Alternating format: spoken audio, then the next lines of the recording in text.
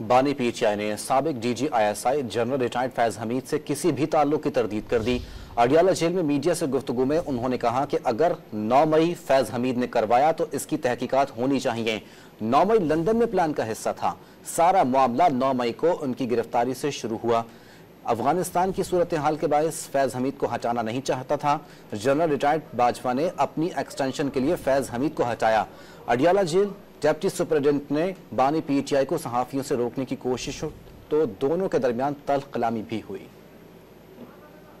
बानी पीटीआई ने फैज हमीद के साथ किसी भी ताल्लुक से इनकार कर दिया। अडियाला जेल में सहाफियों से गुफ्तगू में उन्होंने साबिक डीजी आईएसआई को मुल्क का असासा करार दिया और दावा किया कि इस असासे को जाया कर दिया गया। एक सवाल पर बानी पीटीआई ने जवाब दिया कि फौज फैज हमीद से तफ्तीश कर रही है, ये उनका अंदरूनी मामला है। फैज हमीद का एहतसाब अच्छी बात है, लेकिन फिर ये सबका एहतसाब करें। साबिक वजीर आजम ने ये दावा भी किया कि IB की रिपोर्ट्स थी कि मौजूदा स्पीकर पंजाब असम्बली हर वक्त जनरल रिटायर्ड कमर जावेद बाजवा के पास बैठे रहते हैं। कमर जावेद बाजवा ने नवाज शरीफ और शहबाज शरीफ के कहने पर फैज हमीद को हटाया। बानी पीटीआई ने बताया कि फैज हमीद को हटाने पर उनकी जनरल रिटायर्ड कमर जावेद बाजवा से तल्ख कलामी भी हुई थी। वजीर दिफा ने जनरल रिटायर्ड कमर जावेद बाजवा की एक्सटेंशन की बात करके उनके मौकफ की तायद की। मखसूस नशिस्तों के फैसले पर अमल न करके ये आइन की तीसरी मर्तबा खिलाफ वर्जी करेंगे। पीटीआई को मखसूस नशिस्तें न देने और आइन की खिलाफ वर्जी पर वो पार्टी को अभी से तैयार कर रहे हैं।